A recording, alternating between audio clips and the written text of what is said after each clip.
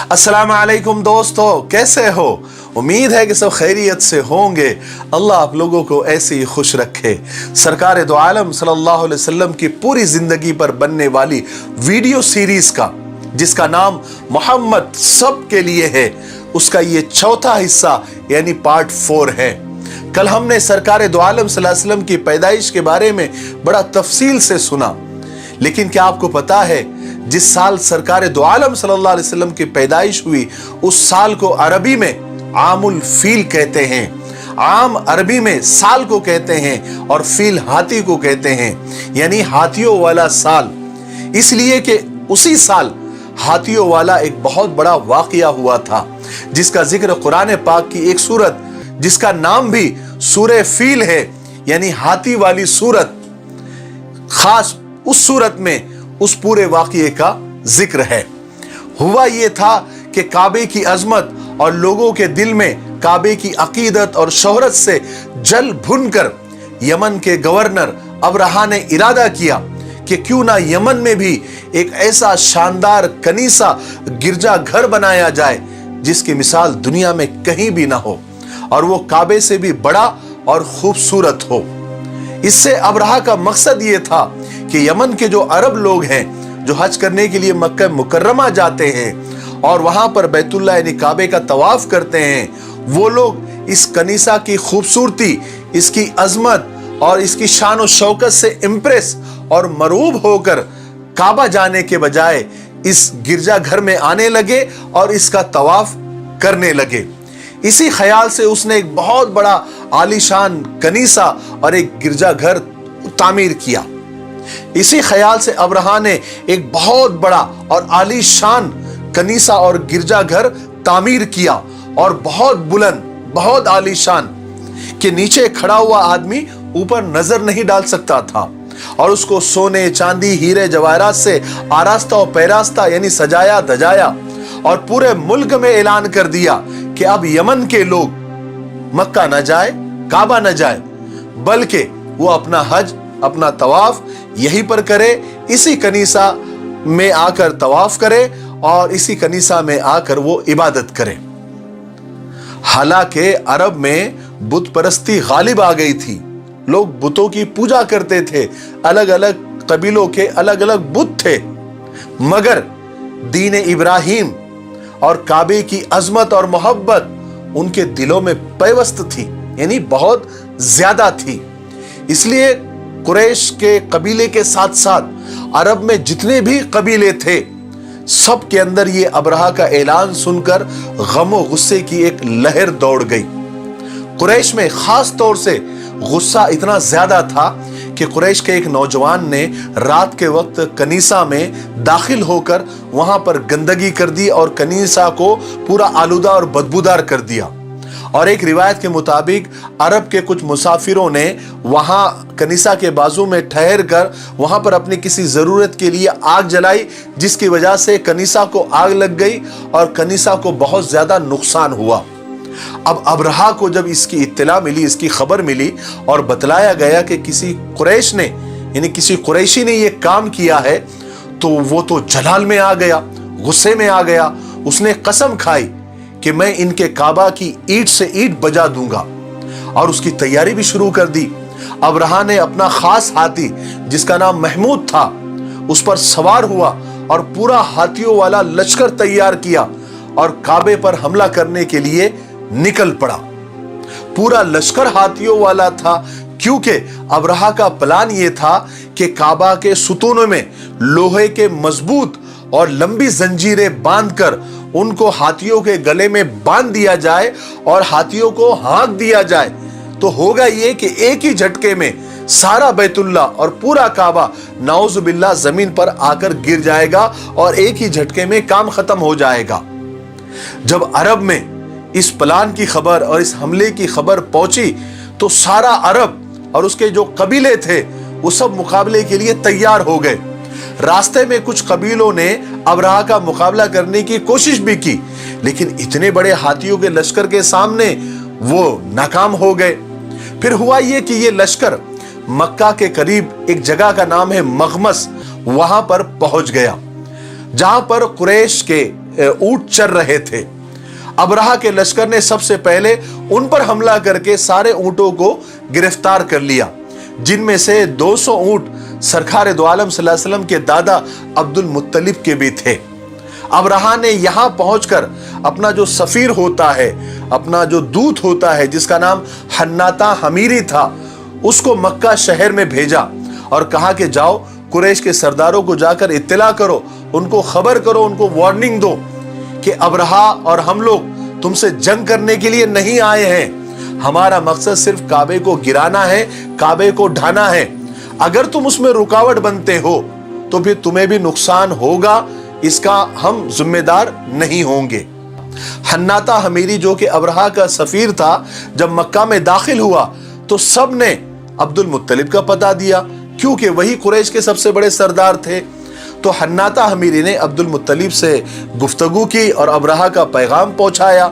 तो एक रिवायत के मुताबिक अब्दुल मुत्तलिब ने जो जवाब दिया वो ये था कि अबरहा से जाकर कहो कि हम भी तुमसे कोई जंग का इरादा नहीं रखते और ना हमारे पास इतनी ताकत है कि तुम्हारे हाथियों वाले लश्कर से हम मुकाबला कर सकें। अलबत्ता मैं इतना बताए देता हूं कि जिस घर को तुम ढाने के लिए आए हो, गिराने के लिए आए हो, ये अल्लाह का घर है और उसके खलील इब्राहिम अलैहिस्सलाम का बनाया हुआ है और अल्लाह खुद उसकी हिफाजत का जिम्मेदार है।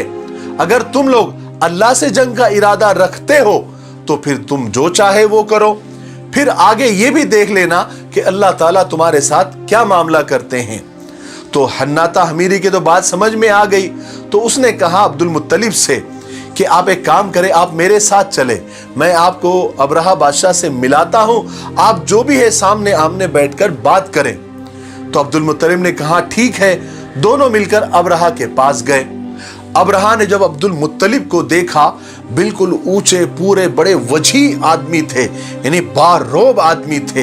वो देखकर, यानी अब्दुल मुत्तलिब को देखकर वो इतना मुतासिर हुआ कि अपने तख्त से नीचे उतर गया और अब्दुल मुत्तलिब को अपने बराबर बिठाया और बड़े अदब के साथ पूछा कि आप किस मकसद से और किस गर्ज से आए हैं।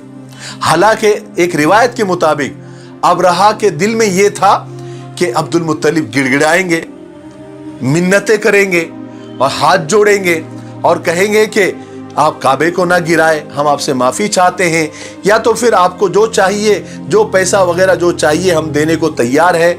या अबरहा के दिल में यह भी एक बात थी समझौते वाली कि ऐसा समझौता कुछ अब्दुल मुत्तलिब के साथ बैठकर हो जाए कि ठीक है हम काबे को नहीं गिराते हैं, एक काम करते हैं कि एक साल यहां मक्का में हज करेंगे और एक साल यमन आकर कनीसा के पास हज करेंगे, एक साल यहां एक साल वहां।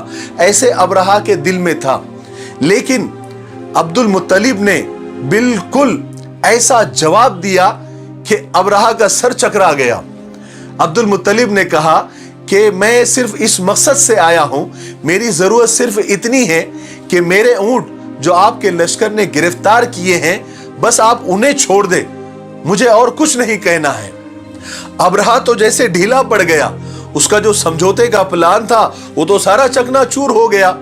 तो अबरहा ने दिल में गुस्सा दबाते हुए जनाब अब्दुल मुत्तलिब से कहा कि मैंने आपको जब पहली बार देखा तो मेरे दिल में आपके लिए बड़ी इज्जत, बड़ी वक़्त हुई थी, मगर अभी आपने जो बात की ना, उससे आपकी पूरी इज्जत खत्म हो गई।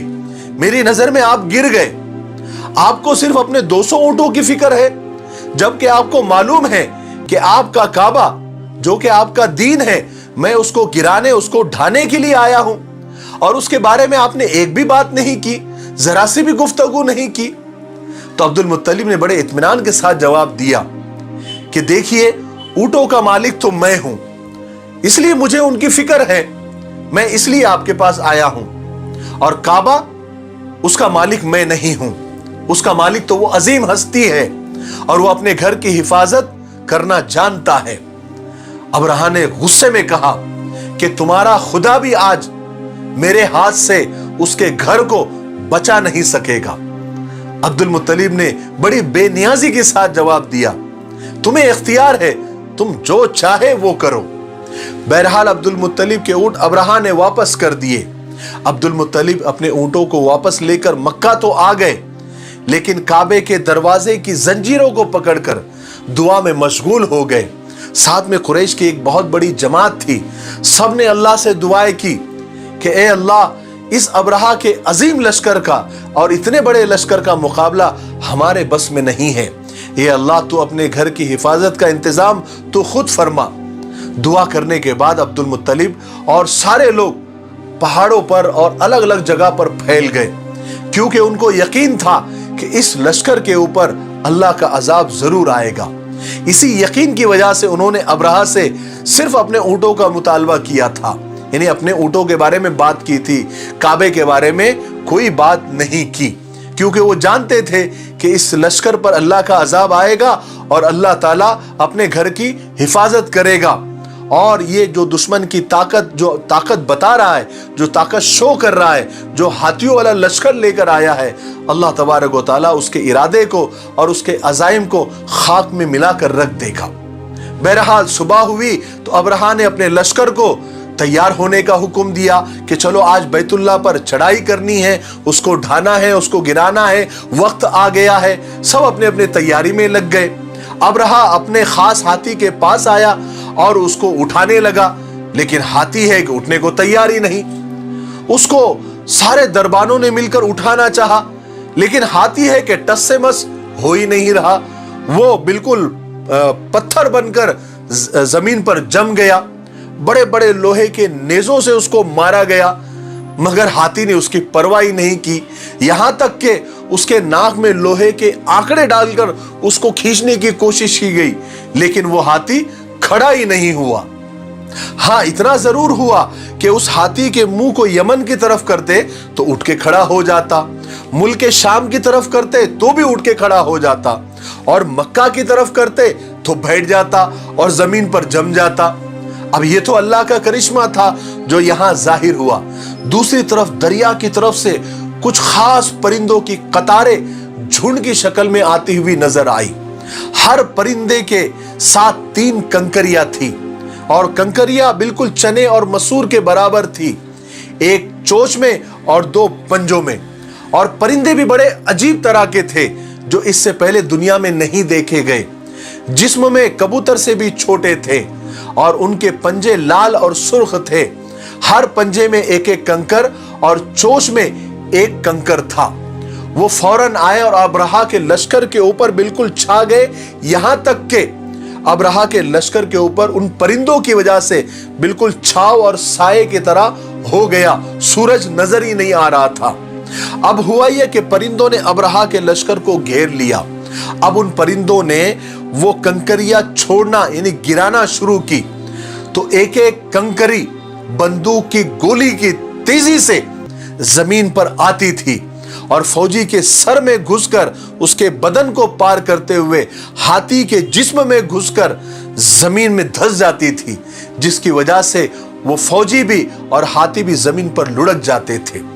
अल्लाह का दूसरा अजाब अब्रहा के लश्कर पर यह आया कि खारिश की यानी खुजली की बीमारी फैल गई वो कंकरियां गिरने के बाद, और तमाम लश्कर को इतनी, जो बच गए थे उनको इतनी जोर से खुजली आई कि जब वो खुजाते थे तो चमड़ी हाथ में आ जाती थी, उनकी चमड़ी उतरने लगी, जिसकी वजह से भगदड़ मच गई। ये अजाब देखकर हाथी खुद भागकर खड़े हुए, बिल्कुल तितर बितर मामला हो गया। यहां तक कि किताबों में आता है कि बहुत सारे अब्रहा के फौजी अपने ही हाथियों के पैरों तले रौंद कर मारे गए।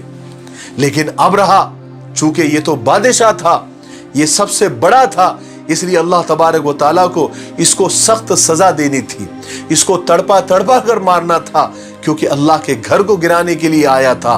तो वो फौरन हलाक नहीं हुआ, अल्लाह ने उसको फौरन हलाक नहीं किया, बल्कि उसके जिस्म में ऐसा जहर चढ़ गया, सरायत कर गया कि उसका एक एक जोड़ सड़कर गिरने लगा आहिस्ता आहिस्ता। इसी हाल में वो वापस यमन भी लाया गया, और दारुल हुकूमत, जो यमन की दारुल हुकूमत थी, सना पहुंचते पहुंचते उसका सारा बदन टुकड़े टुकड़े होकर बह गया और वो वहीं पर मर गया। और इसी तरह अल्लाह तबारक व तआला ने अब्रहा को हलाक किया और अपने घर की हिफाजत की। آج کے لیے اتنا کافی ہے کیونکہ ویڈیو کافی لمبی ہو رہی ہے۔ 5ویں حصے میں ہم سنیں گے کہ سرکار دو عالم صلی اللہ علیہ وسلم کے پیدا ہونے کے بعد، اس دنیا میں آنے کے بعد دنیا میں کیا کیا عجیب کرشمے ہوئے، یہودی دنیا میں کس طرح کھلبلی مچی، کہاں کیا ہوا، دنیا کے کونے کونے میں کس طرح سرکار کے آنے کی خبر پہنچی، اور زمین سے لے کر آسمانی دنیا تک کس طرح خوشیاں منائی جانے لگی۔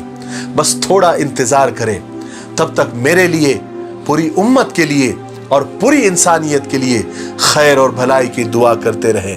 السلام علیکم ورحمۃ اللہ وبرکاتہ۔